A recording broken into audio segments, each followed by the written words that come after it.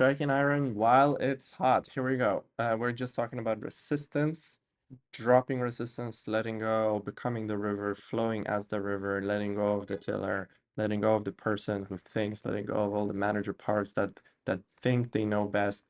Even if it's not an arrogant sense of knowing what's best, it's a fearful stance of, oh gosh, the world is overwhelming. I don't know what to do. I best hide or collapse or blame the world for being unfairly rigged, and this is not fair, this is not enjoyable, this is not fun, etc. Wow. Can we all feel that? That's so much. And that's if we can feel the heaviness of that, and then imagine that we, to some degree, to some extent, all of us carry that with us 24/7, that subtle resistance to life. And of course, it doesn't have to, manifest in this extreme form of dysphoria and feeling like life is just not good. There can be days, moments. Perhaps you're lucky enough to, live the life that's actually really good by your own standards. Maybe you're really happy where you are. And yet, just check for yourself. Is there a subtle fear that says, oh gosh, well, I hope it doesn't turn sour at some point. I hope I don't lose my house, my car, my family, my kids, my standing in society, my belonging, my health, my good looks, my whatever it is, right? So there's a subtle fear of losing what we have, or there's a grasping for that which we don't have. Maybe your life is not so good, and you feel like, oh gosh, if only I had a job, if I had money, if I had a girlfriend, if I had a car, if I had friends, whatever. Notice how in both of these, there's a common ground of not being okay with where we are.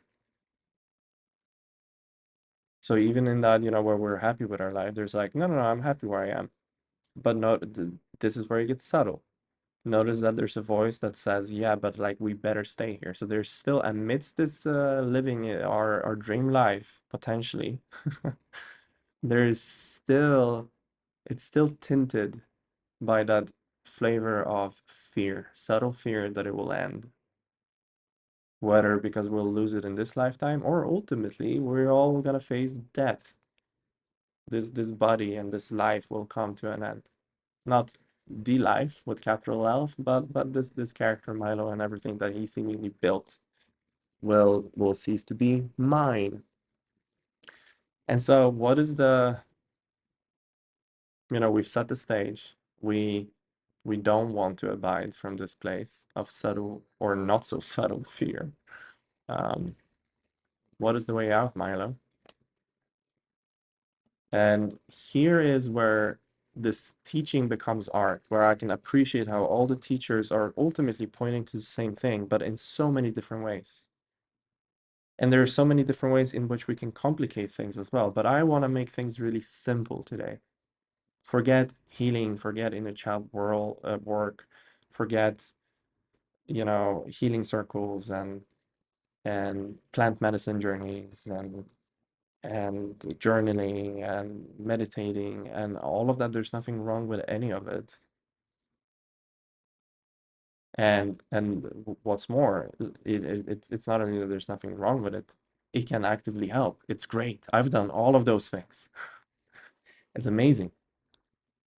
But what we want to notice right now is, what place are we doing them from? Are we doing it from the sense that we are a separate self on the way somewhere? And it is up to us to figure out which meditation to do next. It is up to us to make sure we attend the next retreat. It is up to us to heal. And only then, there's that imaginary future place where we will get to, where this thing that we don't really know what it is, but maybe we've had glimpses, we have an intuition, maybe we've heard stories. Oh, finally there'll be a place of relaxing, of letting go, of living in the kingdom of heaven here on earth. That is our birthright. And that's true. That's what makes it so complicated, because after all, if this was easy, You know, this would be one of a million videos on YouTube of how to get there. And it is, in a sense, right? That there's really so many voices speaking about this, and that's great because everybody will find something that resonates with them. It's like different genres of music, right? That there's no better or wrong. It's just like find something that works for you. And here is Milo's attempt of doing the same thing that people have been talking about for millennia, because this doesn't change, it remains the same, and yet it's your own unique maze that you have to find your way through to arrive at the same simple truth, which then becomes comical because you have never left. You never left. You found yourself in a maze of your own doing just to experience how simple it actually is, to go on that journey of intellectualizing, if that was your path, of trying to understand it with your mind, trying to read all of the books, or tantric path of losing yourself in the emotional waves and the beauty of it, and this the everything, you know, in between, and the countless other paths that you can go on to enjoy the journey.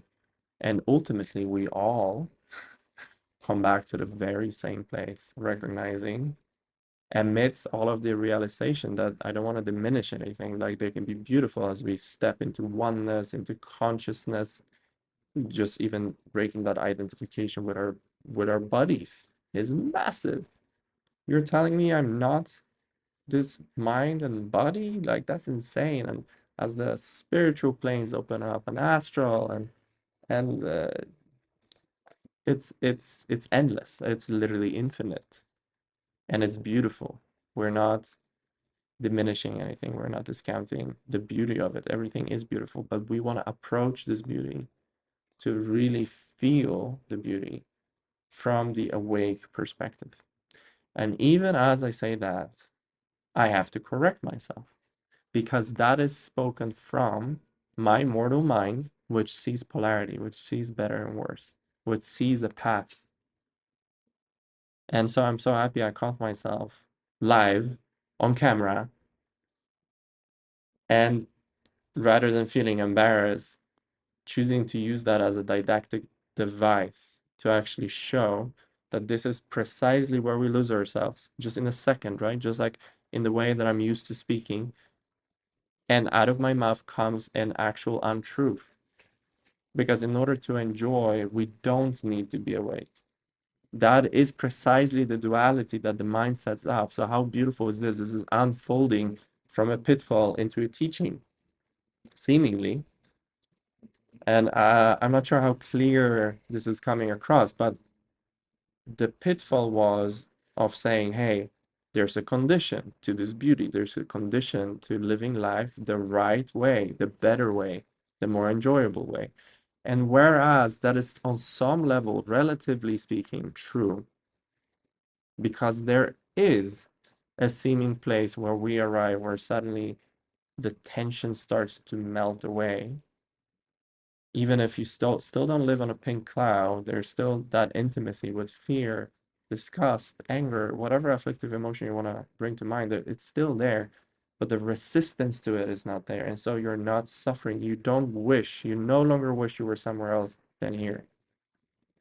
And what I did there was to precisely fall into that pitfall of the mind of saying, well, you're here, you're unawake, potentially, I don't know.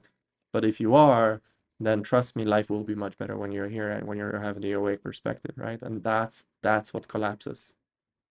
That's the end of seeking. You no longer think that that's true, that there's anywhere else to be than here. So I'm gonna leave that for